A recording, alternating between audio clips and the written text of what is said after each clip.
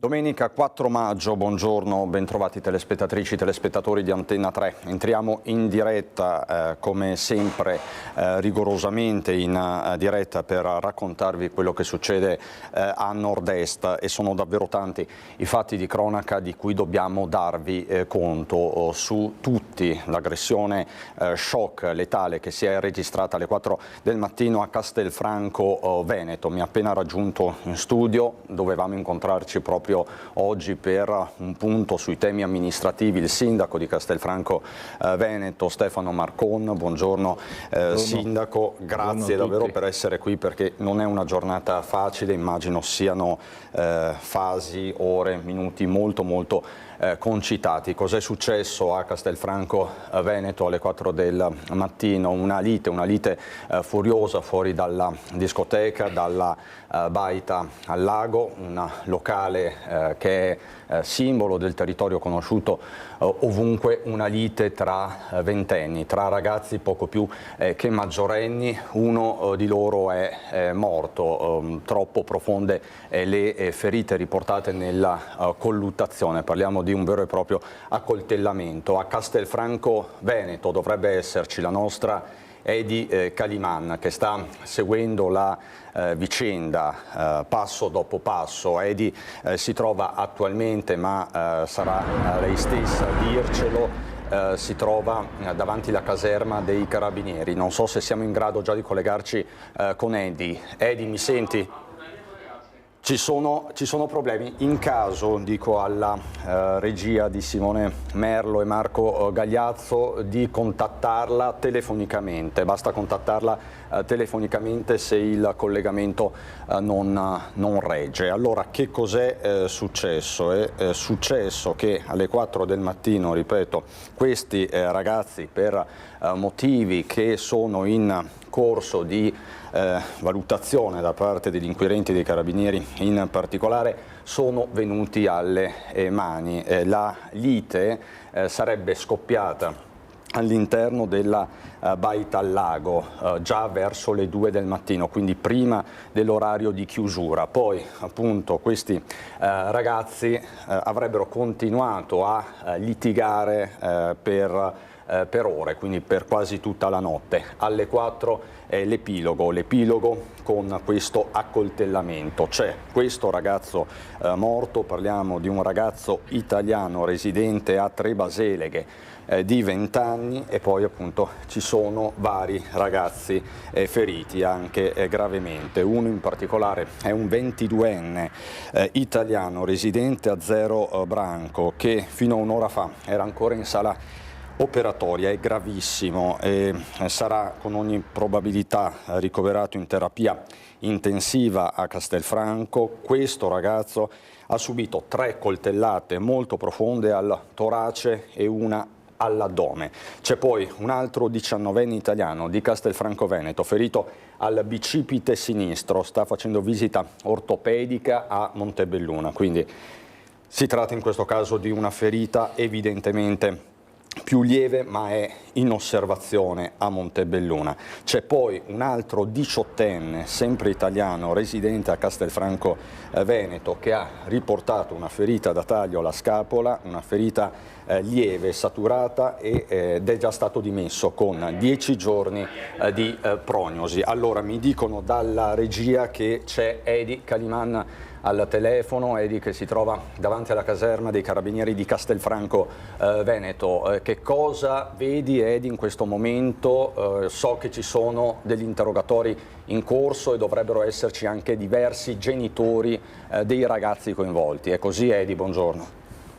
Così, buongiorno Cristian, sì, sono davanti al comando alla stazione dei Carabinieri di Castelfranco Veneto. Questa mattina siamo qui già ormai da 2 ore a un via vai di genitori, fratelli dei ragazzi coinvolti in questa tremenda aggressione che è avvenuta, come già ricordavi tu, intorno alle 4 del mattino a Baia Lago, discoteca e resort, un posto dove tantissimi giovani il sabato sera si ritrovano. E come avevi già accennato, è stata una serata dove appunto ha perso la vita un ragazzo di 20 anni di origine italo-romena, è un ragazzo, ancora si stanno definendo le identità, ma dovrebbe essere di Tre Baseleghe nel Padovano, intervenuti i carabinieri della provincia di Treviso, motivo per cui appunto stanno affrontando proprio alla stazione in questo momento i ragazzi coinvolti. Come dicevi tu, ci sono tantissimi genitori qui fuori che ovviamente, potrai ben capire, non hanno molta voglia di parlarci e di raccontarci quanto è accaduto, anche perché questa mattina alle prime luci dell'alba sono stati avvisati, ci hanno detto dai carabinieri di andare in comando e di presentarsi qui, e tanti stanno ancora attendendo proprio davanti ai cancelli della stazione. Cristian, con due genitori abbiamo parlato, sono i genitori di un ragazzo ferito, il più giovane, il 18enne, 17 anni appena compiuti, che è stato coltellato alla spalla. Si pensa siano state delle aggressioni scaturite da futili motivi. Un posto occupato all'interno della discoteca, quindi un'entità iniziata all'interno del locale e poi degenerata all'esterno. Dei ragazzi di origine marocchina avrebbero aspettato fuori dal locale questo gruppo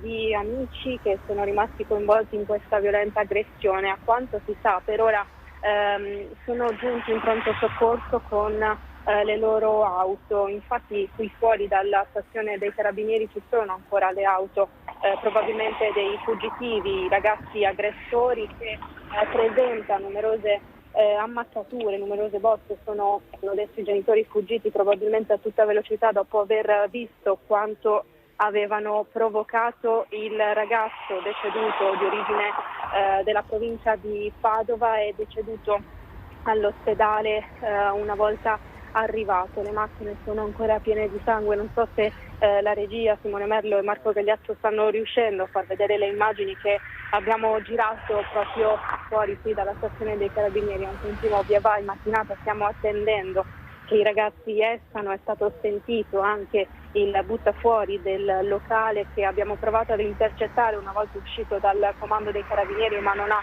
voluto rilasciare nessuna intervista e raccontarci nulla. Cristian, ti lascio, sta uscendo Edi, ti lascio il tuo lavoro. Grazie davvero, Edi, grazie. Sono fasi chiaramente concitate anche per noi, per questo ringrazio doppiamente Edi Caliman per questa corrispondenza. Le immagini, lo vedete, parlano chiaro, possiamo vedere, grazie Simone, gli uomini della scientifica al lavoro per circoscrivere, per cristallizzare la scena del crimine. Lo ricordo, c'è un ragazzo ventenne di Tre Baseleghe, italo-rumeno, morto, e un altro ragazzo 22enne gravissimo di Zerobranco, italiano trevigiano, che ha subito 3 coltellate al torace e 1 all'addome. Le immagini delle auto che probabilmente nei prossimi minuti, se già non lo sono, poste sotto sequestro, auto che sarebbero state utilizzate per la fuga. Come ha detto Edi, questi ragazzi si sono portati, si sono recati autonomamente, nonostante le condizioni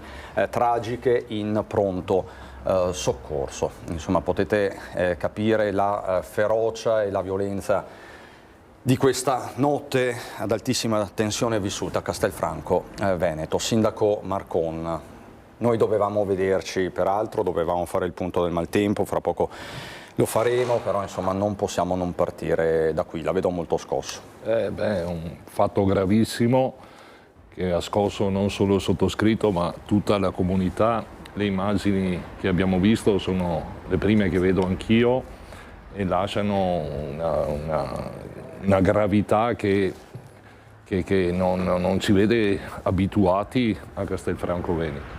Sono stato avvisato questa mattina di questo fatto gravissimo, ci sono indagini in corso da parte dei carabinieri. Le prime informazioni che ho avuto io è cominciata una lite all'interno del locale, una lite verbale, e il locale ha attivato le procedure di allontanamento che hanno in essere in tema di sicurezza, perché così hanno fatto. La lite poi è proseguita fuori del locale in via pubblica ed ha avuto questo esito che non so quale aggettivo usare per definirlo.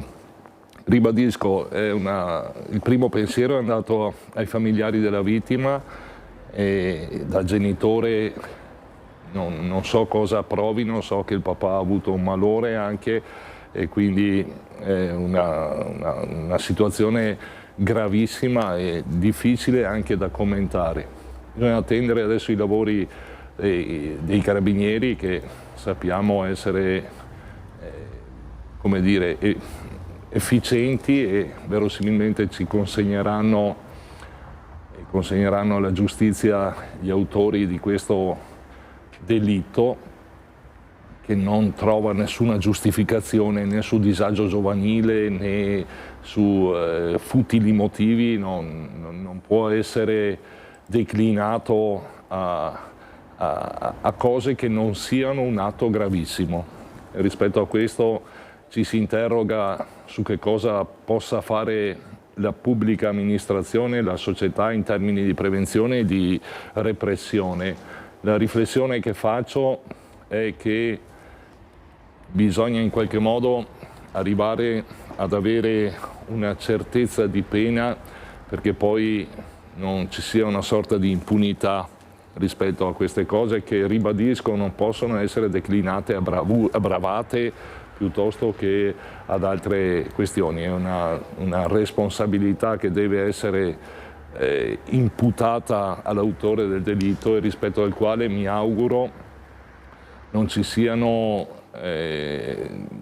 scusanti da buonisti, perché veramente è difficile in questo momento contenere sentimenti che non possano ricondurre che ad una condanna ferma nei confronti di chi ha commesso il delitto. Poi ne parlavo anche stamattina, appunto perché il fatto ha scosso, bisogna ragionare sulla prevenzione e non è semplice, perché azioni di prevenzione le si fanno, le si pongono in essere, ma questa mala movida, la chiamo io, mala movida, non si riesce a contenere. Sono orari dove alle 4 del mattino si fa difficoltà a avere sul territorio un presidio che controlli, perché in qualche modo lo si fa fino a una certa ora. Attiveremo anche, come da sempre nel periodo estivo, anche pattugliamenti con polizia locale. A quell'ora lì è difficile essere presenti nei luoghi dove poi succedono queste cose. Diciamo, Sindaco Marconda, che guardando a queste immagini, a questa auto insanguinata, alla ferocia che si è registrata nottetempo, non so, appunto parlare di prevenzione diventa veramente difficile. Qui c'è qualcosa di più? Non è normale che dei ragazzi a 20 anni viaggino con il coltello in tasca. Non rientra nelle abitudini comuni di chi va a divertirsi, perché è legittimo che qualche ragazzo, che la gioventù trovi lo spazio per poter vivere la propria gioventù, ma non è normale che si viaggi con un coltello in tasca. I nostri territori non sono abituati a queste cose. E non entro nel dettaglio delle provenienze italiani piuttosto che stranieri, attendiamo di capire l'esito delle indagini, però ribadisco che a 20 anni uscire con i coltelli in tasca non è una cosa normale. Per il momento, ecco, parliamo di 4 ragazzi, ventenni, poco più che ventenni, poco meno che ventenni, 20 anni, 22 anni, 19 anni, 18 anni, tutti con cittadinanza italiana, uno residente a Trebaseleghe, un altro a Zero Branco, gli altri 2 a Castelfranco Veneto. Sappiamo che la vittima è un italo-rumeno, quindi anche qua insomma vedremo se... No, ecco, non voglio entrare in questa dinamica. C'è un ventenne che ha perso la vita, è cittadino italiano. Entro nella discussione rispetto a giovani che non riescono a capire quale sia il limite del proprio divertimento, il limite della propria libertà. Questo è un tema sul quale dobbiamo lavorare tutti. Un tema forte è quello della giustizia, che non consente di poter determinare una pena certa che faccia capire a quello che ha commesso il reato che cosa significa privare la vita a un'altra persona. Cioè io mi immedesimo nei familiari e negli amici della vittima oggi, no? Si esce per andare a divertirsi e poi non si torna più a casa. Non è tollerabile in una società civile, non può essere declinato al disagio giovanile. Lo ripeto questa cosa, la ripeto, e dobbiamo interrogarci tutti perché ciò accade e perché non si riesce a prevenire queste situazioni intollerabili. Non è ammesso che un ragazzo a 20 anni non torni più a casa perché un altro lo accoltella magari per una parola in più, o non so quali siano i motivi, ma sicuramente futili poi, che hanno portato a questa tragedia. Allora, fra poco saremo in grado di farvi sentire l'intervista, forse sono già in grado di farvela sentire, l'intervista a una mamma dei ragazzi feriti. Allora, siamo chiaramente come sempre in diretta, quindi allora, grazie Simone, questa è la mamma del ragazzo accoltellato alla spalla, mi dice Edi Caliman, del ragazzo 18enne che quindi ora si trova ricoverato a Montebelluna. Sentite questa mamma. È avvenuta questa aggressione? Fuori dalla discoteca comunque, sono stati fermati da questi due che facevano poi, come dire, li hanno richiamati come venite qua, facciamo, insomma, noi facciamo come, non so neanche spiegarvi, insomma. E loro sono scontati la macchina, sono andati verso questi ragazzi qua che sono di origini marocchine. Mio figlio ha preso uno di loro, si sono spintonati, date, insomma un po' di... questo aveva già il coltello in mano, in effetti mio figlio ha sentito un pizzico sulla schiena e ha visto il coltello. Una volta che questo è rimasto giù a terra, sono andati a soccorrere gli altri amici, che sono stati pure loro accoltellati, e di cui i due ragazzi che sappiamo già e un altro sul braccio. Suo figlio conosceva la vittima? Sì. Lei sa niente di questi due aggressori, se sono stati trovati? Sì, sono qua. Li ha visti? No. Non so. Ha avuto modo di parlare con suo figlio? Sì.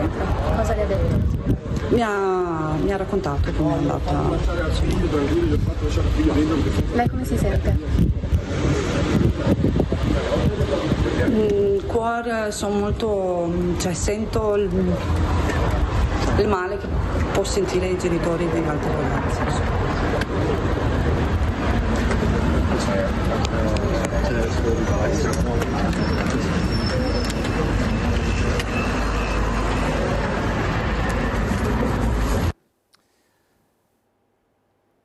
Questa è la testimonianza di una mamma, la mamma del 18enne di Castelfranco Veneto, che attualmente si trova ricoverato a Montebelluna. È il meno grave sostanzialmente dei ragazzi coinvolti in questa accesissima lite che ha portato alla tragedia, alla morte del 20enne e a un 22enne di Zero Branco che è in gravissime condizioni all'ospedale di Castelfranco Veneto ed è stato sottoposto a intervento nella mattinata. Sindaco Marcon, anche questo è un tassello, quello che aggiunge questa mamma, quindi una lite, verrebbe da dire, tra bande, con tutti gli interrogativi del caso, con tutti i condizionali, perché chiaramente gli inquirenti in questi momenti, in questa fase, stanno sentendo davvero tutti. E bisogna attendere gli esiti delle indagini per non cadere in errori di valutazione. Apprendo che gli aggressori sono di origine marocchina e questo non aiuta il processo di integrazione, no? Che dovrebbe essere alla base di una pacifica convivenza in una società, in una comunità come quella trevigiana, veneta, castellana. Non aiuta. Ribadisco che bisogna aspettare il termine delle indagini per capirne bene le origini e trarre le dovute conseguenze. Quel che mi aspetto però, e lo ribadisco, è che individuati gli autori, questi paghino, perché abbiamo purtroppo ancora esempi non di questa gravità naturalmente, dove un po' di scenari di omertà, no, io non so niente, io non c'ero, io non ho visto, portino a dover magari avere dei dubbi su chi è responsabile, e quindi bisogna avere chiarezza di quel che è successo, certo, e condannare fermamente gli autori di questo delitto. In Italia è difficile. Vi porto a Val di Zoldo, dove anche qui si è registrata un'aggressione shock. Una baby gang ha accerchiato un uomo per futili motivi, lo ha aggredito a calci e pugni e le ha causato anche la frattura della tibia. Così dunque in Val di Zoldo. Abbiamo avuto più casi, insomma, di violenze, danneggiamenti da parte, insomma, di ragazzi, la maggior parte, anzi spesso minorenni, e questo ci induce naturalmente a riflettere e non potevamo tacere. Un appello via social del sindaco di Val di Zoldo Camillo De Pellegrini all'ennesimo episodio di violenza di gruppo, stavolta a farne le spese un trentenne. Venerdì scorso attorno alle 11:30 di sera l'uomo esce da un bar di Dozza e incrocia un ragazzino. Una parola di troppo, provocazioni e insulti, fino a che il minore gli si lancia contro e comincia a colpirlo a suon di calci e pugni. A dargli manforte altri due coetanei, tutti italianissimi e di buona famiglia. Il trentenne cade a terra e viene tolto dalle grinfie della baby gang da due persone che lo fanno rialzare e, viste le sue condizioni, chiamano l'ambulanza. A San Martino di Belluno vengono refertate lesioni e una frattura ossea guaribili in una trentina di giorni. So che i carabinieri stanno indagando per accertare le responsabilità concrete. Nel caso specifico noi come Comune abbiamo già attivato anche in passato degli interventi, degli incontri anche, insomma, con persone preparate e competenti, anche attraverso la scuola, cercando, insomma, di aumentare la sensibilità sul tema della violenza, del rispetto del prossimo e di tutte quelle che sono, insomma, le normali regole di convivenza. Ma evidentemente non basta, visto che l'episodio di venerdì scorso non è isolato. La sera seguente il gruppetto di minori avrebbe superato ancora una volta i limiti e non è noto se per queste nuove intemperanze si sia aperto un nuovo fronte giudiziario. Per il caso di venerdì scorso i ragazzini sono stati denunciati alla Procura dei minori di Venezia per lesioni aggravate. Il tema del disagio giovanile deve essere affrontato senza indugi, afferma il sindaco. Noi siamo qui pronti a fare quello che è necessario, ci vuole la collaborazione di tutti, delle famiglie, cercare di far capire a questi ragazzi che viviamo in uno stato di diritto e che il disagio va affrontato. Questi ragazzi sicuramente ci stanno chiedendo qualcosa. Istituzioni, scuola, famiglia. Manca la chiusura del vertice del triangolo, ha detto oggi il questore di Belluno Roberto Della Rocca, riferendosi alla difficoltà di avvicinare le famiglie per una educazione alla legalità trasversale. Camillo De Pellegrin concorda. Non riesco a pensare che un giovane di 16-17 anni sia di natura aggressivo, violento e cattivo. Penso che ci vogliono dire qualcosa. Noi non siamo in grado forse di comprendere quello che vogliono dirci. L'impegno nostro come comunità deve essere questo: aiutare oltre che giudicare e naturalmente pretendere che venga fatta giustizia. Dalla Val di Zoldo a Farra di Soligo, dove sono stati identificati i responsabili della violenta aggressione, anche qui una violenta aggressione all'alba di venerdì mattina, ve l'avevamo raccontata fuori da un bar. Nel mirino era finito un operatore di Sarno, 3 persone sono state denunciate dai carabinieri. Setacciati i filmati delle telecamere di videosorveglianza, vagliati i lettori di targhe e sentiti i testimoni presenti. Sono stati rintracciati dai carabinieri del comando della stazione di Pieve di Soligo i 3 cittadini albanesi responsabili della violenta aggressione ai danni di un connazionale 49enne operatore di Sarno avvenuta davanti a un bar di via Ruistorta a Farra di Soligo. Si tratta di persone residenti in provincia di Treviso, rispettivamente di 42, 38 e 35 anni. L'uomo avrebbe tentato di nascondere nascondersi dentro il locale, ma sarebbe stato colpito con calci e pugni. Durante la rissa sarebbe spuntato anche un bastone. Sul posto era intervenuto il personale medico del SUEM 118 che aveva trasportato l'uomo all'ospedale di Conegliano con ferite giudicate guaribili in 15 giorni per le diverse contusioni riportate. Gli aggressori erano fuggiti subito dopo. Non si conoscono ancora le ragioni che hanno scatenato la violenza, ma sullo sfondo ci sarebbero motivi familiari, una sorta di regolamento di conti.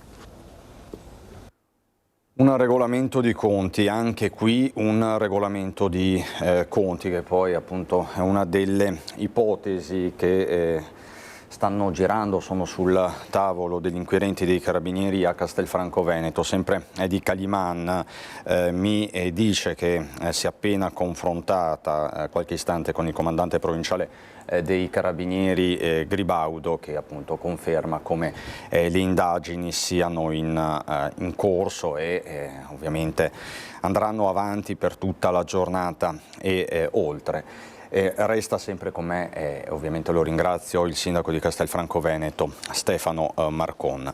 E noi ritorniamo sullo scenario che vi abbiamo raccontato ieri sera in apertura del nostro telegiornale, uno schianto micidiale a Caralte, galleria di Caralte, poco fuori la galleria di Caralte, in realtà direzione Belluno. Queste le immagini, uno schianto per l'appunto micidiale, ha perso la vita un centauro 61enne di Martellago. Si è scoperto poi nel corso della serata che si trattava di Giampaolo Zanatta, un architetto, un professionista molto conosciuto che ha avuto anche diversi incarichi pubblici. In queste ore a ricordarlo sono davvero in tanti, compreso il sindaco di Venezia Luigi Brugnaro.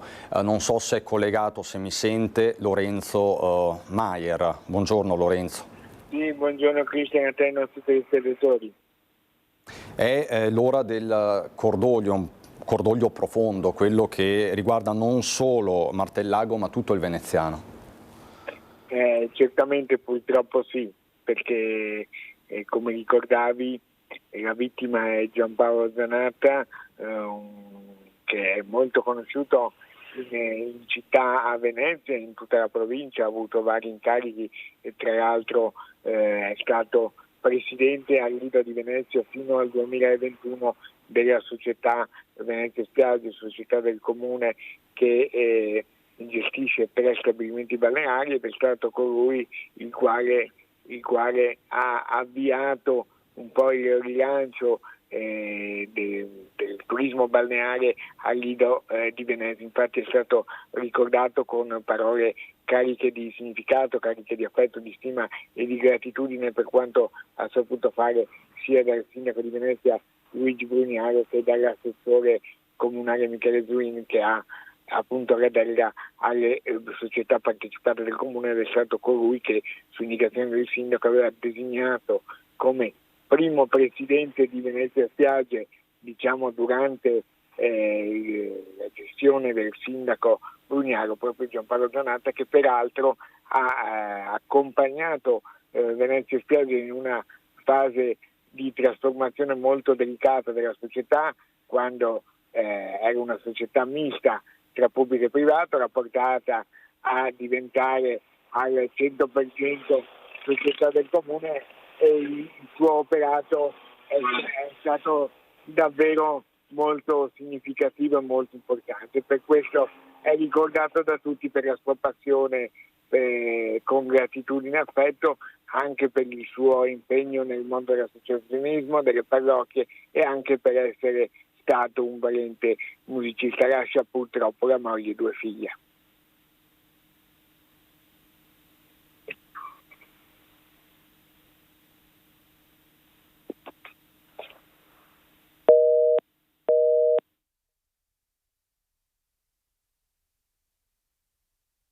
Sulle strade del Veneto.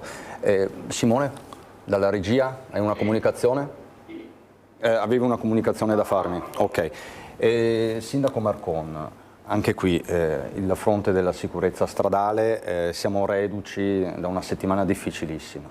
Molto purtroppo, molto, e anche qui verosimilmente, anzi certamente questa è una tragedia che nasce dal non rispetto del codice della strada. Ci stiamo lavorando molto da tempo, abbiamo intercettato anche come provincia dei fondi per fare progetti di sicurezza stradale, ma alla base di tutto c'è sempre il rispetto del codice. Purtroppo quando si sbaglia difficilmente ci sono seconde possibilità e la strada, il non rispetto non fa distinzione di censo, di razza, di età. Quando si sbaglia non ti viene concessa la seconda possibilità e capita che poi si perde la vita da incidenti stradali. Bisogna anche qui lavorare, continuare a credere che fare informazione e prevenzione possa aiutare a far diminuire le vittime da incidentalità stradale. L'anno scorso è stato un anno difficile per la provincia di Treviso, eravamo partiti un po' meglio quest'anno e fino a marzo vi era una diminuzione. Purtroppo l'ultima settimana, le ultime 2 settimane hanno fatto registrare un numero importante di vittime da incidentalità stradale. Bisogna continuare secondo me su questa strada di prevenzione, bisogna allargare, qui abbiamo un 61enne e quindi non un giovane, una persona esperta, non conosco la dinamica e quindi non so chi abbia sbagliato. È certo che comunque queste tragedie portino degli errori fatti da chi utilizza la strada per muoversi, e se invece si evitano la distrazione piuttosto che l'eccesso di velocità, piuttosto che l'utilizzare i mezzi alla guida non nel pieno possesso delle proprie facoltà psicofisiche, poi aumenta il rischio ed aumenta in modo esponenziale. Rimangono le tragedie e le famiglie che piangono poi vittime.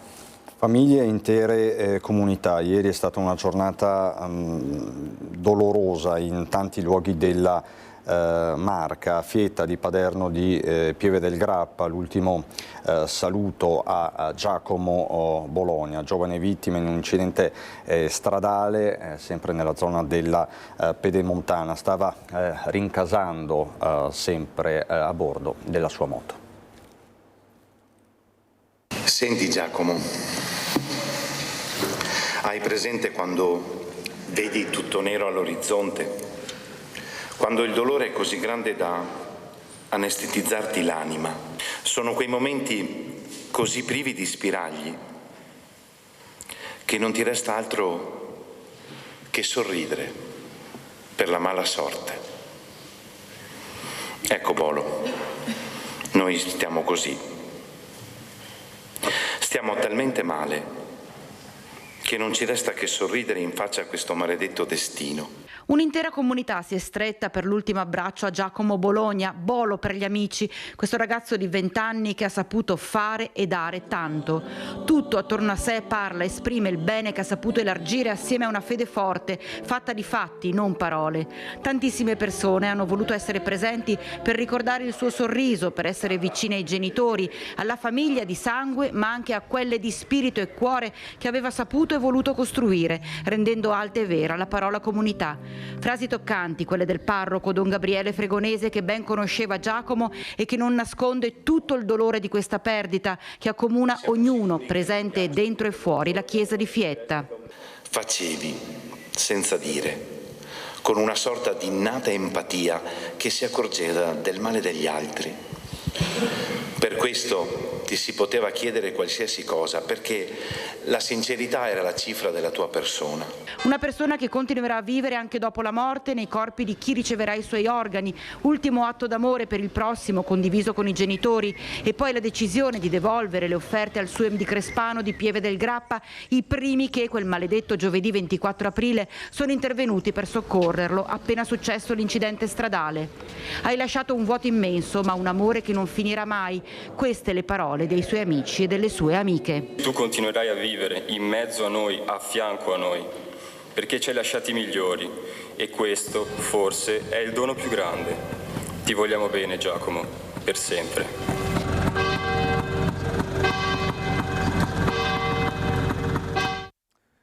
Un altro motociclista, un'altra tragedia, quella costata la vita a Andrea Buosi, e ieri l'ultimo saluto a Gorgo al Monticano. Dire che ti amavo tanto sarebbe riduttivo, il vuoto che lasci non ha parole. Eri, sei e sarai sempre la parte più bella di me. Tua Cristina. L'addio della fidanzata Cristina, fuori dalla chiesa di Gorgo al Monticano, è stato il momento più intenso nel giorno dell'ultimo saluto ad Andrea Buosi, il 27enne morto il pomeriggio del 29 aprile nello schianto contro un trattore della moto che stava provando lungo la strada di Navolè. Una passione, quella di Andrea, per le due ruote che riparava nell'officina con papà Claudio, oggi visibilmente provato, e che ha affidato ad una lettera il dolore per la perdita di un figlio dopo aver già perso 2 anni fa la moglie. Anche papà soffre, anche se non lo dice. In molte notti insonni resta a guardare il soffitto, chiedendosi se sta facendo abbastanza, perché un padre non è solo colui che provvede, ma è presente. Insegna con l'esempio, ama in silenzio e si dona senza aspettarsi nulla in cambio. Una cerimonia che ha visto stringersi alla famiglia Buosi tutta la comunità di Gorgo al Monticano. Tra i presenti il sindaco Firmino Vettori e Daniele Pellicciardi, ma soprattutto i tanti giovani che hanno condiviso la giovinezza di Andrea. Dicono che non si possa mai giustificare o comprendere appieno la perdita di un proprio caro. Dicono che il lutto sia una fase che va affrontata senza la possibilità di sfuggirne o di evitarla. E tutto questo è vero, ma quello che possiamo affermare è la consapevolezza che nessun addio lo è mai davvero e che il caloroso ricordo di un semplice arrivederci è il solo saluto che tutti noi vorremmo rinnovare ad Andrea, con il desiderio di poter godere ancora del suo sorriso. Ti vogliamo bene, i tuoi amici. Poi l'ultimo atto con la cessione della moto con il numero 4, il lancio dei palloncini verso il cielo e la canzone del fratello Alessandro accanto alla bara. Vado via per lasciare un po' di me, l'asfalto sembra fatto di plastica ed ogni corsa è l'ultima. E sarà celebrato martedì alle 15:30 nella chiesa parrocchiale di Arcade il funerale di Davide Corazzini, il giovane di 22 anni scomparso nell'incidente di martedì 29 aprile in via Roma, poche centinaia di metri da casa. Davide era in auto con altri 2 amici quando la Fiat Punto Nera ha sbandato violentemente, finendo la sua corsa fuori dalla carreggiata. Davide era seduto dietro e nell'impatto è sbalzato in avanti ed è deceduto sul colpo. La Procura della Repubblica di Treviso ha aperto un'inchiesta per omicidio stradale. L'amico 20enne alla guida, anche lui di Arcade, ha indagato. Si attende poi l'esito definitivo dei test alcolemici. Vedete nelle immagini quello che era successo in via Roma ad Arcade, con un palo della luce che era stato letteralmente sradicato dal fossato e una cancellata travolta. Corazzin era molto conosciuto ad Arcade, dove viveva con la famiglia, la mamma Sabrina e il papà Diego, e la tragedia chiaramente ha colpito l'intera Arcade. Per questo l'amministrazione guidata da Domenico Presti ha deciso di rinviare la festa delle associazioni che era prevista per oggi, domenica 4 maggio. È ancora in moto, ma fortunatamente questa volta un 20enne di Villorba è uscito indenne veramente da una traiettoria incredibile. Siamo sul Monte Grappa. Ha perso il controllo della moto finendo contro il guardrail e un albero prima di precipitare in una scarpata profonda 30 metri. Era notte fonda quando è intervenuto il soccorso alpino della Pedemontana del Grappa, allertato intorno alle 3 del mattino, arrivato in aiuto del motociclista di 20 anni residente a Villorba. A dare l'allarme proprio lo stesso ragazzo localizzato in zona Meatte a 5,5 km da Cima Grappa. Il giovane è stato raggiunto da 7 operatori insieme al personale sanitario del Sueme di Crespano del Grappa che gli hanno prestato le prime cure. Sul posto erano presenti anche i vigili del fuoco. Il ragazzo con una probabile rottura della gamba è stato stabilizzato, caricato in barella e sollevato con contrappeso fino alla sede stradale. Un intervento di recupero che ha richiesto 2 ore di tempo per riportare il giovane ferito in salvo. L'infortunato è stato poi imbarcato sull'elicottero di Treviso Emergenza, atterrato nelle vicinanze e accompagnato all'ospedale Cafoncello, dove si trova ancora ricoverato. Probabilmente la settimana più dura della storia recente sul fronte degli incidenti stradali. Tante moto, tantissime moto, Presidente Marcon. So che la provincia di Treviso, lo raccontiamo spesso, è tra gli enti anche più mobilitati sul fronte della sicurezza stradale, di questo dobbiamo darne atto, c'è una vera e propria task force da anni, però anche qui, come per le aggressioni, c'è un fenomeno che sembra quasi sfuggire da ogni politica preventiva. Hai ragione. Ed è per questo, guarda, stavo riflettendo, è mezz'ora che stiamo commentando fatti di cronaca piuttosto che incidenti stradali. E sulle cause e sulle opportunità perché ciò non accada ancora abbiamo già parlato molto. Vorrei confidare che chi ci sta guardando da casa, piuttosto che interrogarsi sempre su cause o soluzioni, si interroghi su che cosa può fare il singolo perché diminuiscano questi incidenti, si azzerino questi fatti di delittuosità con i quali abbiamo aperto questa puntata di telegiornale.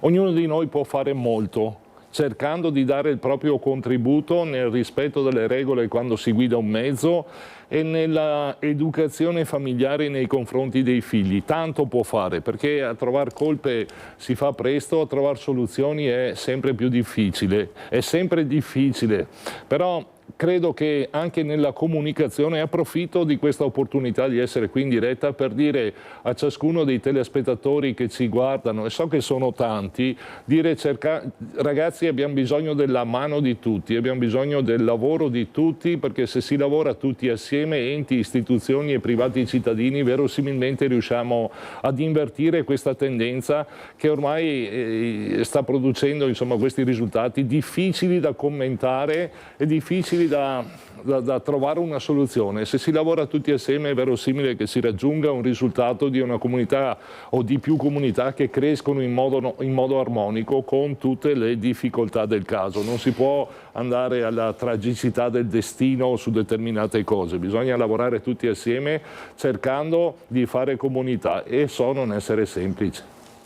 Ed è difficile da commentare, forse il fatto di cronaca più difficile da commentare delle ultime settimane, degli ultimi mesi, il delitto di Lamon, l'omicidio suicidio che si era registrato, lo ricorderete, martedì 27 aprile nella frazione di Oltra. Siamo sull'altopiano di Lamon verso la valle di Primiero per intenderci.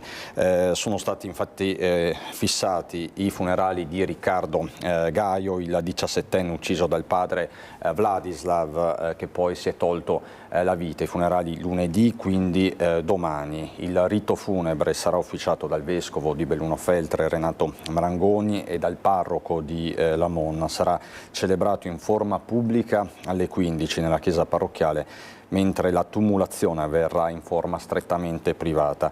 Non c'è ancora notizia del funerale di Vladislav Gaio, l'ultimo saluto sarà dato dai familiari in forma privata. Anche questo un fatto terribile, Sindaco, che parla anche di una violenza domestica che purtroppo c'è e incide,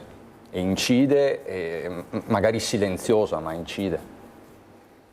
È difficile da intercettare perché prima ascoltavo il sindaco di Val di Zoldo, se non ricordo male, quando si parlava del disagio giovanile. I sindaci sono accomunati da problematiche simili.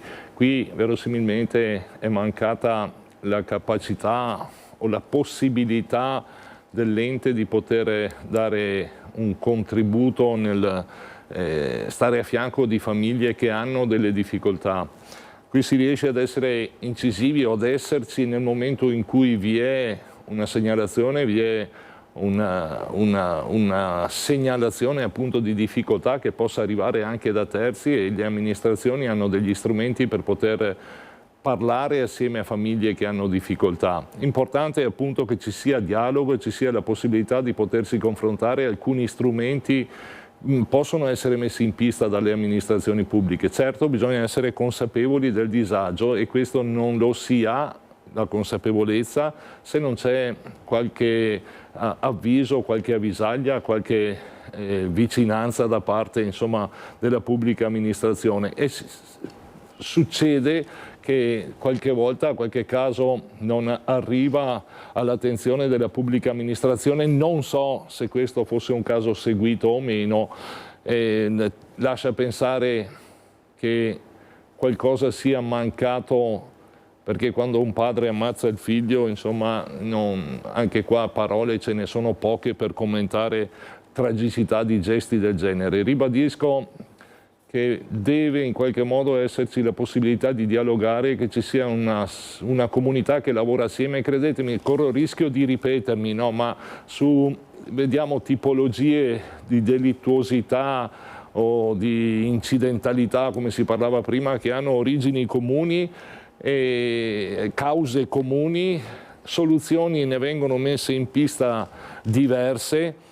Sono poco efficaci per certi aspetti, forse sì, è difficile misurarne l'efficacia. I numeri ti dicono che al di là, per esempio, parlando di incidentalità, al di là dell'anno nero che è stato il 2024, se guardiamo la serie storica nel tempo, qualcosa di positivo è stato messo in pista, c'è stato, vi è maggior consapevolezza. Quando abbassi la guardia un po', succedono poi che c'è un ritorno a numeri che fanno preoccupare. Altro fenomeno che raccontiamo spesso, quello dei furti in abitazione, dei furti in casa, così in pieno centro a Oderzo. Siamo usciti subito perché avevamo paura che fossero ancora all'interno dell'abitazione. Abbiamo chiamato i carabinieri che sono venuti velocemente da Conegliano e abbiamo fatto fare un sopralluogo a loro perché avevamo paura ancora che fossero all'interno. Sono rientrati nella loro abitazione al piano terra di Via delle Grazie, in centro a Oderzo, a poche centinaia di metri dall'ospedale, ma resisi conto del furto appena subito, sono ritornati subito in strada temendo di trovarsi faccia a faccia con i ladri. Si erano però già dileguati i malviventi che hanno colpito indicativamente tra le 20 e le 22 a casa di una giovane coppia, Alberto Vendrame e la compagna Deborah Bozzetto, intrufolandosi dal retro dell'edificio dove hanno forzato la finestra al piano terra, quella della cucina. Sul muro è ancora visibile un'impronta. Siamo rientrati da una giornata con i nostri amici, io e la mia compagna, e quando siamo entrati abbiamo trovato la finestra sul retro scassata e tutto in ordine dal piano da basso. La mia compagna si è accorta appunto perché c'era la finestra scassata e abbiamo trovato il piano di sopra a soqquadro. Un'azione rapida, qualche decina di minuti, forse nel timore di venire scoperti dai parenti che abitano accanto o dall'occhio di qualche vicino delle abitazioni sul retro. Il tempo di arraffare contanti e preziosi. E siamo rimasti un po' scossi dalla vicenda e hanno portato via chiaramente un po' dei nostri ori, averi, gioielli, soprattutto di mia mamma, insomma ci tenevo particolarmente, però insomma l'importante è che non sia successo nulla a noi, insomma. Rimangono l'amarezza e la sensazione di aver avuto violata la propria intimità domestica. Del caso si stanno occupando i carabinieri, la zona è in pieno centro abitato, dagli impianti di videosorveglianza di abitazioni private e strade potrebbero arrivare indizi utili a risalire agli autori del colpo. Intanto il meteo regionale segnala che dalle ore centrali di oggi, dal pomeriggio, è prevista sul Veneto una instabilità in aumento a partire dalle Dolomiti con probabili rovesci e temporali sparsi in successiva estensione alla pianura, specie dalla serata. Lunedì, domani, è previsto tempo instabile, perturbato con frequenti precipitazioni a prevalente carattere di rovescio e temporale, specie tra prealpi e pianura, saranno possibili rovesci e temporali localmente forti e anche consistenti. Il centro funzionale decentrato della Protezione Civile del Veneto ha previsto quindi fino alla mezzanotte di domani, quindi lunedì 5 maggio, la fase operativa di attenzione gialla per criticità idrogeologica per temporali in tutto il territorio regionale. Avete visto proprio il bollettino, quando il bollettino si tinge di giallo scatta l'allerta, e questo in tutti i bacini idrografici del Veneto. Che cosa dobbiamo aspettarci, Presidente Stefano Marcon? Il CFD è fino a martedì, giorno 6, e vede gialla per l'idrogeologica da temporali in tutto il Veneto, quindi questo ci dice che bisogna in qualche modo attivare una sorta di preallerta, e in attesa delle evoluzioni è verosimile che di solito alle 14 esce il nuovo CFD che diventa un po' più puntuale e affine alle previsioni. Certo è che si attendono precipitazioni importanti e copiose un po' in tutta la regione. Questo, ribadisco, mette in preallarme i sistemi di protezione civile, quelli comunali o quelli che per Castelfranco Veneto, avendo patito l'anno scorso ciò che è noto un po' a tutti, ogni qualvolta vede un bollettino attiva una sorta di preallarme, che significa preallertare i volontari di protezione civile, verificare che ci sia la possibilità di aprire il COC in tempo reale laddove dovesse esserci una precipitazione della situazione, significa attivare tutte quelle procedure che ti consentono, laddove serva, di intervenire nel minor tempo possibile. Riempire quindi i sacchi di sabbia e quant'altro. Riempire i sacchi di sabbia, prepararsi a dover magari andare a fare comunicazione, attivare a Castelfranco abbiamo messo delle telecamere che ci consentono di monitorare il livello della venale in un paio di punti, e quindi se dovesse esserci precipitazioni nell'ordine di quelle che ha messo in crisi Castelfranco e alcune zone del Veneto, si è pronti. È fondamentale avere il tempo per comunicare, perché i cittadini oggi, laddove le zone sono un po' più a rischio, si sono insomma in qualche modo hanno attivato delle procedure di autodifesa che consentirebbero, se nella malaugurata ipotesi dovessero esserci delle esondazioni o delle precipitazioni che comportano degli allagamenti, consentirebbero di ridurre i danni. Mi auguro certo che questo non accada, naturalmente, anche se la prima cosa che dobbiamo tenere sempre in considerazione nel caso di allerta meteo è quella di non sottovalutare i pericoli che ci sono e salvaguardare in primis sempre la propria incolumità, oltre che a quella degli altri. Tra l'altro, ecco, lo ricordo, era un'allerta gialla quella della Valle dell'Agno poco prima di Pasqua, allerta quindi che non va sottovalutata. Le previsioni in caso di bombe d'acqua sono molto difficili da rendere efficaci, insomma da essere verosimili. Le bombe d'acqua hanno quella nefasta caratteristica di far precipitare, che ne so, 50 mm d'acqua in un'ora, e quindi non sono prevedibili. Nel tempo via via i modelli matematici, e sono diversi quelli della Regione del Veneto, si sono affinati e consentono di avere uno strumento abbastanza verosimile per poter porre in atto, come ho detto prima, strategie o difensive, chiamiamoli così. Posso farle una domanda? Avete quantificato, ne abbiamo parlato più volte, ma forse un numero complessivo non l'abbiamo fatto, i danni del maltempo nel corso del 2024 a Castelfranco a quanto ammontano tra patrimonio pubblico e privato? C'è una stima?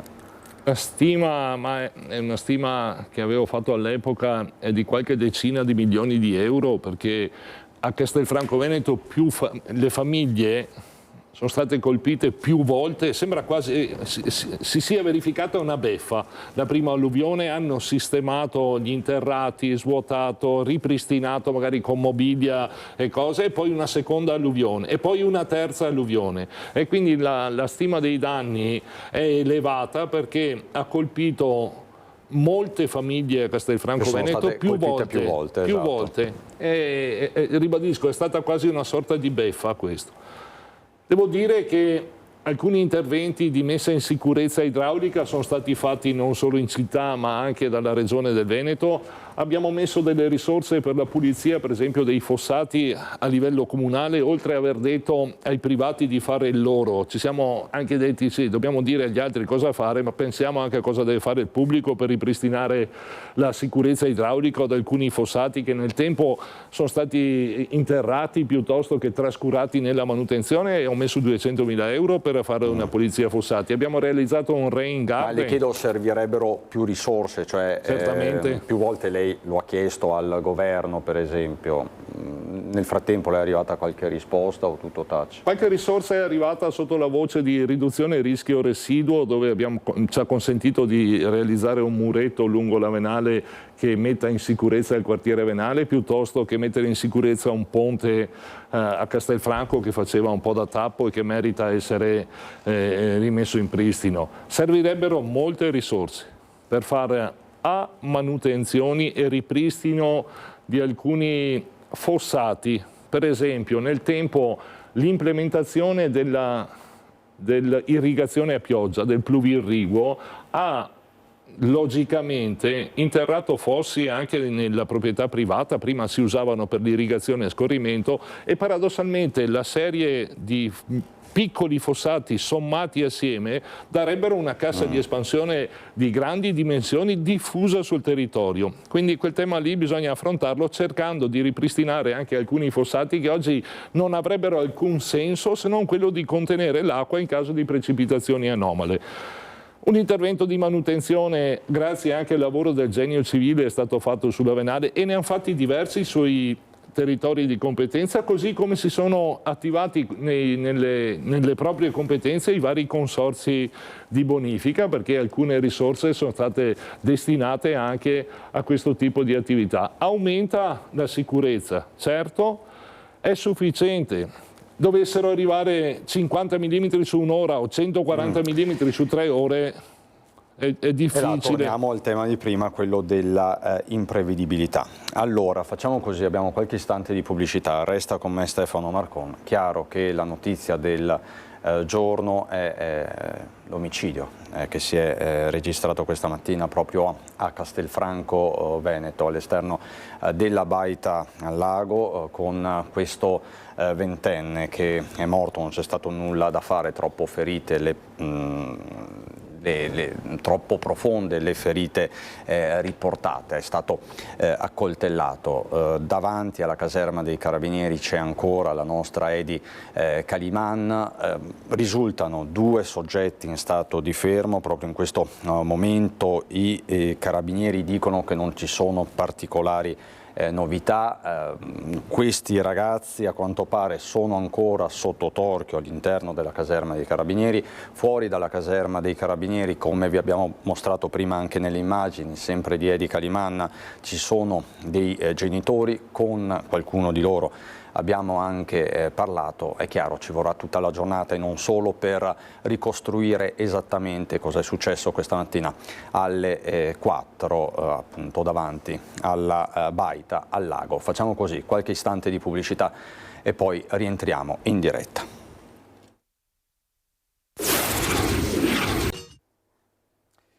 Di nuovo in diretta per raccontarvi questa difficile domenica a nord-est, con l'omicidio in primo piano che si è registrato questa mattina alle 4 a Castelfranco Veneto, con l'uccisione di un ventenne italo-rumeno di Trebaseleghe che aveva 20 anni. Il decesso è stato constatato, vi posso dare questi dettagli, alle 4:20. Quindi un morto, questo giovane di 20 anni, lo ripeto, di Trebaseleghe. C'è un altro ragazzo residente invece a Zerobranco che è gravissimo, attualmente in terapia intensiva a Castelfranco. È stato sottoposto questa mattina alle 10:30 a un intervento per pneumotorace sinistro. Ha subito 3 coltellate al torace, una all'addome. C'è poi un 19enne italiano di Castelfranco Veneto, residente a Castelfranco Veneto, ferito al bicipite sinistro, che sta facendo visita ortopedica a Montebelluna, e poi appunto un 18enne sempre di Castelfranco con una ferita da taglio alla scapola, una ferita però lieve, è già stato dimesso con una prognosi di 10 giorni. 2 ragazzi sono sottoposti a fermo all'interno della caserma, lo vedete, dei carabinieri di Castelfranco Veneto, dove per noi continua a stazionare la nostra Edi Caliman. Futili motivi alla base di questo alterco, di questa lite scoppiata all'interno del locale, poi la location si è spostata fuori, probabilmente un regolamento di conti, ma i carabinieri non stanno lasciando nulla di intentato, come è ovvio, e quindi si procede con le indagini. Qui con me c'è il sindaco di Castelfranco Veneto, Stefano Marcon. Dovevamo incontrarci proprio oggi per parlare di maltempo, per parlare di questioni amministrative, dovevamo fare il punto anche sull'ente provincia di Treviso, però poi come sempre la cronaca incombe e chiaramente stiamo commentando quello che è successo e quello che sta accadendo non solo a Castelfranco ma in tutto il Veneto. E c'è una polemica che ci porta a Susegana, Ponte della Priula, dove una classe di bimbi dell'asilo ha pregato in moschea. Sono delle immagini che hanno fatto il giro del web e non solo, che stanno scatenando una fortissima polemica politica. Sentite. Costringere dei bambini di 4-5 anni a inginocchiarsi in direzione della Mecca davanti a un imam per pregare penso sia veramente una forzatura inaccettabile, qualcosa che non si può vedere, non si può sentire. Se non è sottomissione questa, cosa dobbiamo aspettarci? Chinati a terra con lo sguardo rivolto alla Mecca, il cosiddetto Salat, come insegnato dal profeta Maometto, sono bastate poche ore perché il post di quella che doveva essere una piccola gita scolastica innescasse la tempesta perfetta. Protagonisti i bimbi della scuola dell'infanzia di Ponte della Priula, ospiti del centro islamico locale Emanet nella zona industriale di Susegana. Un'esperienza emozionante l'hanno definita le educatrici sul profilo Facebook dell'asilo. Ci siamo tolte le scarpe, le maestre hanno indossato un velo, decisamente troppo per il capogruppo della Lega in Consiglio regionale, il pievigino Alberto Villanova. Voglio pensare che i genitori fossero informati della visita, ma che non sapessero di quello che avrebbero fatto fare ai propri bambini. Io da genitore di 2 bambine non avrei mai accettato una cosa del genere, perché non la trovo corretta, non la trovo veramente corretta, la trovo irrispettosa nei confronti di bambini che non possono scegliere in quel momento. A Susegana c'è una nutrita comunità islamica macedone. Al centro Emanet nei mesi scorsi era stato anche il vescovo Corrado Pizziolo. L'iniziativa, spiega l'imam, è partita dalla scuola. Lui, Avnia Nurceschi, ha aperto soltanto le sue porte. Era una preghiera, per modo di dire, che abbiamo fatto per la pace, per bambini malati, per le guerre che sono in mezzo a noi, diciamo così, nel mondo. L'imam la definisce una preghiera interreligiosa, quanto all'immagine dei bimbi prosternati la spiega come una sorta di tentativo di emulazione. Io spiegavo come si pregava e hanno visto me e sono buttati tutti giù anche, dicendo che abbiamo fatto un discorso del pilastri dell'Islam, quali sono le preghiere, ho parlato anche così, però non è detto che dovete pregare per forza anche voi. Per Villanova però non regge alcuna giustificazione. Questo è il politicamente corretto che calpesta la nostra identità per l'ennesima volta, forse con la volontà di non offendere qualcun altro, di non offendere le altre culture, ma così non si porta avanti nessun tipo di integrazione. Dal centro islamico un fedele, Yacoub, in Italia dal 2000, cerca di smussare i toni e invoca il dialogo. Quando abbiamo sentito per Papa, quando era morto, tutti abbiamo stati così male perché abbiamo perso una persona brava, no? Quando siamo tutti quanti insieme possiamo andare molto lontano. Uno va qua, uno va di là, non va bene. Uno contro l'altro, se parla male, non va bene.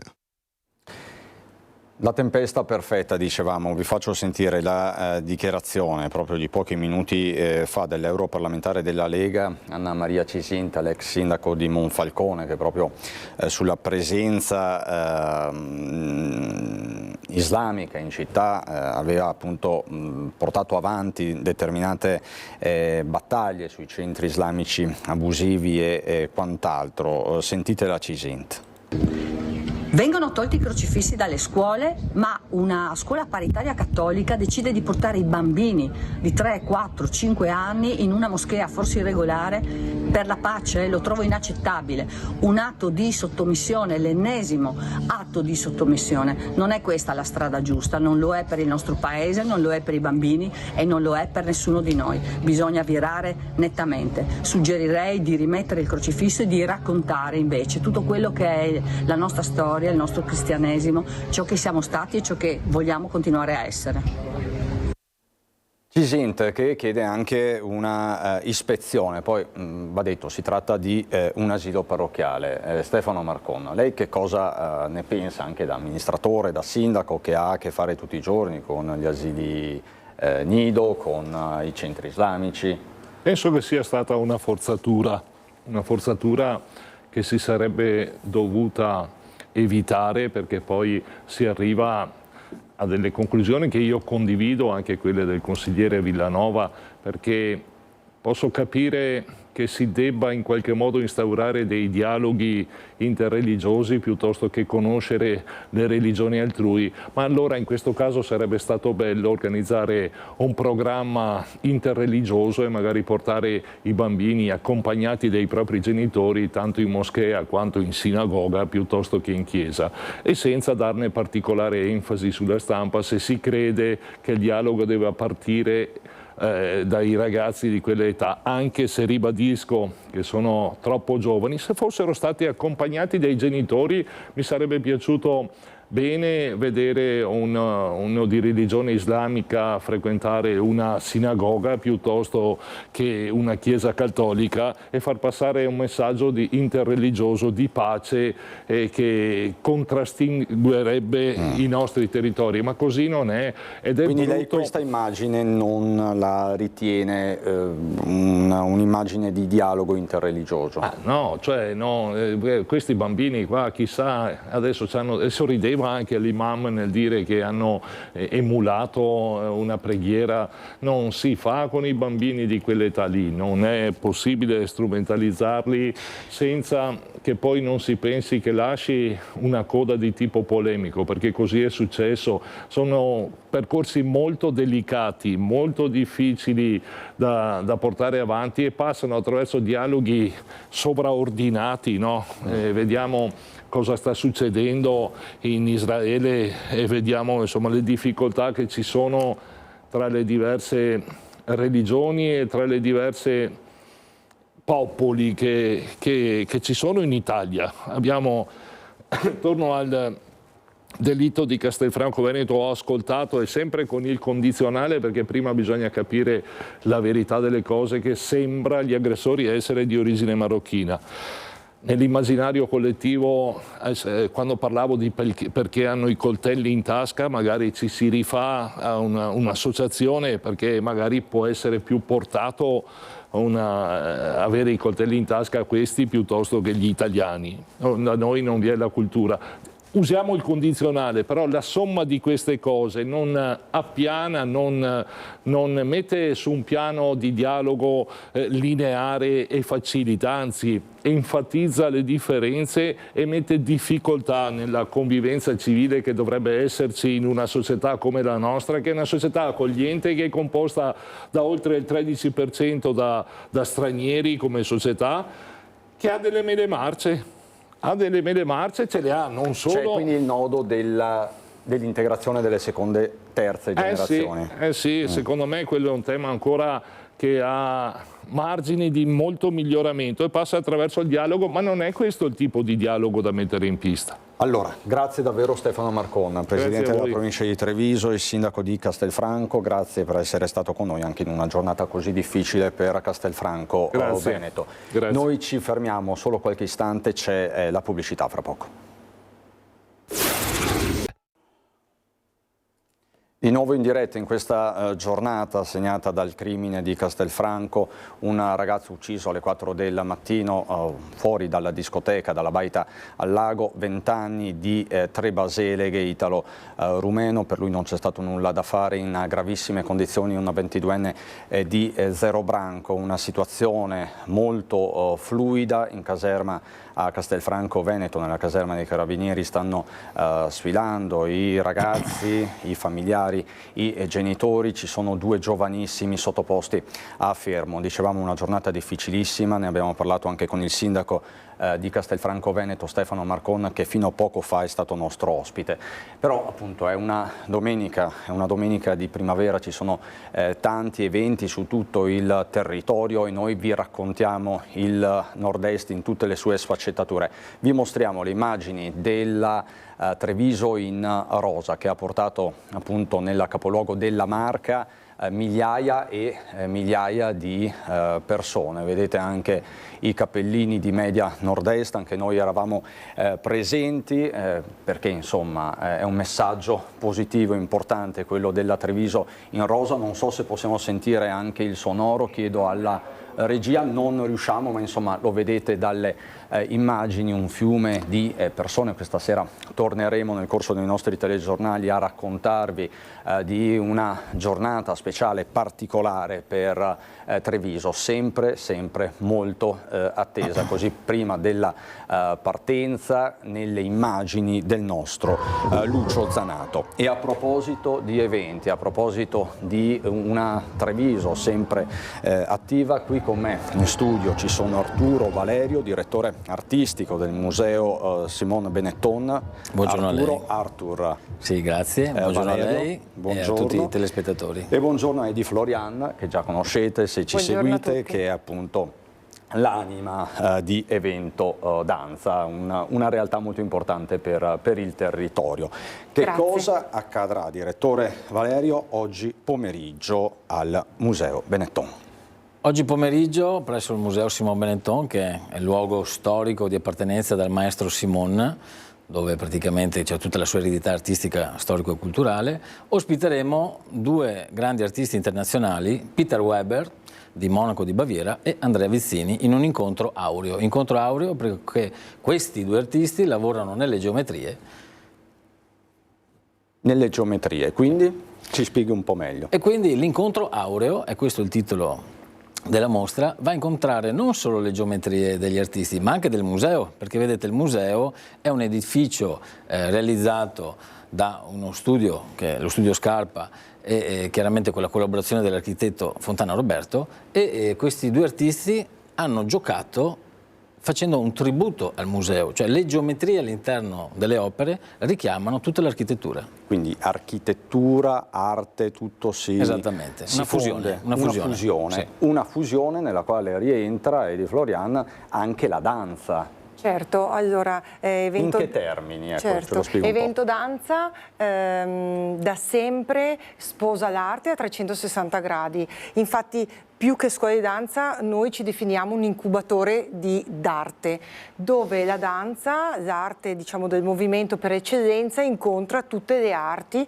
e in questa occasione noi abbiamo incontrato l'arte del grande maestro Simone Benetton, oltre che all'arte musicale del cinema suonato diretto dal maestro Marco Fedalto. Quindi è un connubio a tre grandi diciamo aree artistiche che si sono fuse assieme e hanno dato vita a un altro evento nell'evento dai titoli Cerchio del Tempo, che si svolgerà sempre oggi pomeriggio all'interno del giardino del Museo Simone Benetton, e noi dialogheremo attraverso la danza con le opere del grande maestro. A che ora quindi? L'esibizione? Allora, l'esibizione 17:45, perché stiamo sfidando il meteo, quindi stiamo incrociando le dita. Che il meteo ci assista. 17:45, dopo il vernissage della mostra, ci sposteremo di qualche metro tra le opere del maestro Simone Benetton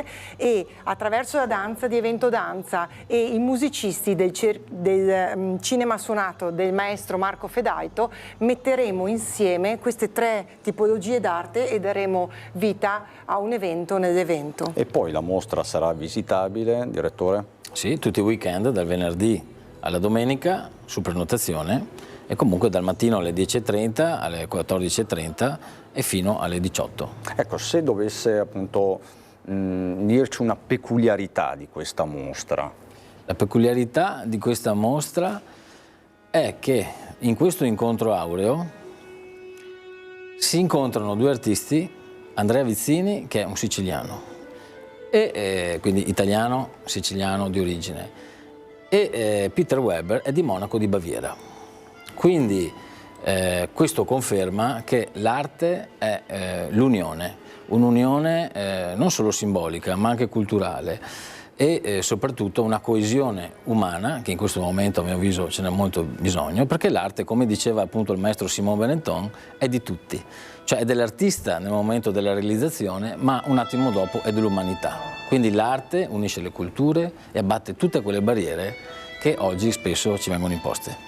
E nello specifico la danza è una cura. Certo. Abbiamo passato buona parte di questa prima edizione a parlare di disagio giovanile, poi in questo caso, stando all'episodio di oggi, siamo ben oltre anche il disagio giovanile, certo, perché insomma le cose vanno considerate per quello che sono, però appunto la danza sta curando diverse situazioni di disagio. Voi come evento danza lo fate? Allora, noi siamo un grande incubatore dove accogliamo tantissimi giovani. La danza è stata recentemente anche diciamo, inserita all'interno di quelle terapie che sono molto utili per gli adolescenti e per i ragazzi. Quindi l'arte terapia è una delle discipline che viene molto utilizzata per aiutare questi ragazzi che spesso o non riescono più a trovare la loro strada o hanno dei momenti in cui di buio e quindi cercano di ritrovare se stessi, la propria autostima e soprattutto ritrovare una certa relazione anche con i propri coetanei e con i propri compagni. La danza sicuramente è uno strumento che aiuta tantissimo perché non ti mette davanti ad un'interrogazione, perché è il corpo che si esprime e grazie al corpo tutte quelle relazioni diciamo che sono insite in ogni persona più o meno giovane trovano lo sfogo. Il corpo è uno degli strumenti diciamo per eccellenza per rendere il più possibile esplicito il sentimento che uno cova al proprio interno, soprattutto quando ci sono situazioni di buio tipici purtroppo dell'età adolescenziale. Anche per questo voi come evento danza collaborate spesso con un'altra realtà che raccontiamo nelle nostre trasmissioni, che è il Filo di Simo, sì, un'associazione che si occupa di prevenire i suicidi, ma in generale che si occupa delle fragilità. Certo, noi siamo stati qua anche l'ultima volta con il Filo di Simo perché è un'associazione che noi sosteniamo e che collaboriamo anche insieme da parecchi anni, in quanto l'aiuto dei ragazzi con depressione o con, io lo chiamo anche con buio adolescenziale, questa collaborazione a 4 mani ci aiuta molto perché la danza potrebbe essere un luogo di sfogo e di aiuto per chi ha diciamo, delle problematiche tipicamente caratteriali. Non solo la danza, direttore Valerio, ma l'arte tout court, mi verrebbe da dire. Esattamente, una coesione tra arte pittorica, scultorea, danza, è questo quello che sognava il grande maestro Simon. Manca la poesia e io credo che il prossimo anno riusciremo a fare una mostra strepitosa anche per quanto riguarda tutto l'operato artistico del maestro che si basa anche sulla poesia. Le posso chiedere, direttore, qual è il rapporto attuale tra giovani e arte? Sì, il rapporto tra giovani e arte è comunque un rapporto combattuto, perché questi artisti per emergere devono trovare se stessi. Un artista si esprime ovviamente attraverso varie forme e quindi l'importante, e questo anche dipende da noi, è che prima di giudicare un artista, di quello che realizza nell'arte figurativa, bisogna sempre andare a fondo di chi è l'artista e di cosa prova, perché invece di parlare con la voce usa altri strumenti e quindi è il rispecchio della sua anima. Quindi quando si capisce questo e lo si sensibilizza, allora l'artista si presta a compiere quell'atto d'amore che diceva il maestro Simon Benetton, che è dettato dalla mano, dalla mente e dal cuore, che è quello della creazione. E quindi speriamo ci siano tanti giovani oggi pomeriggio. A che ora? Ore 17:45 al Museo Simon Benetton a Treviso. Allora, io vi ringrazio, grazie al direttore Arthur Valerio, direttore artistico del Museo Simon Benetton, e a Edi Floriano, con cui ci teniamo aggiornati su tutte le vostre attività. Siamo addirittura d'arrivo anche di questa prima edizione. Edi Caliman, la nostra Edi Caliman, mi aggiorna dalla caserma dei Carabinieri di Castelfranco che sono ancora in corso gli interrogatori, sono ancora in corso e non potrebbe essere altrimenti le indagini per chiarire le dinamiche che hanno portato alla mattanza che si è registrata questa mattina davanti alla discoteca Baita al lago di Castelfranco Veneto. Lo vedete, il sangue sulle auto utilizzate poi da questi giovani per recarsi al pronto soccorso, perché hanno tentato di recarsi autonomamente al pronto soccorso. C'è un giovane morto di 20 anni, 3 baseleghe, italo-rumeno, ci sono 2 giovanissimi di Castelfranco feriti in maniera più lieve fortunatamente, uno in particolare si trova a Montebelluna per degli accertamenti, un altro invece è gravissimo, gravissimo in terapia intensiva, in prognosi riservata sempre all'ospedale della città del Giorgione. È stato sottoposto in mattinata a un delicatissimo intervento chirurgico. Pare un regolamento di conti, così ci ha riferito anche una delle mamme, l'avete sentita poco fa, una delle mamme intervistate proprio da Edi Caliman, perché all'esterno della caserma dei Carabinieri ci sono anche tanti genitori ovviamente disperati per quello che è successo. Il papà della vittima tra l'altro ha accusato un malore già questa mattina. Ovviamente tutti i dettagli,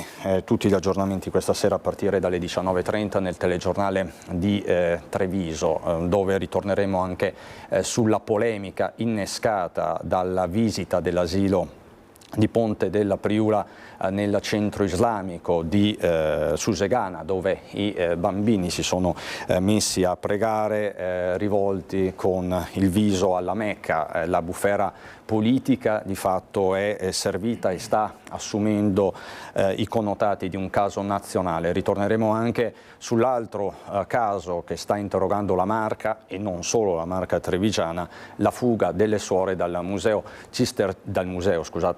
convento cistercense di Vittorio Veneto. Anche questo un fronte assolutamente aperto. Ritorneremo poi anche sulle strade del Veneto con tutti gli aggiornamenti in questo fine settimana di grandi spostamenti. Allora ringrazio dalla regia Simone Merlo, Tommaso Migot, Marco Gagliazzo. Vi do appuntamento alle 19:30 con l'edizione trevigiana dei nostri telegiornali. Subito dopo la sigla c'è il meteo e poi un film che vi invito a vedere, un film drammatico del 2005, I segreti di Brokeback Mountain, come sempre il grande cinema di Antenna 3. Rimanete con noi, buon proseguimento.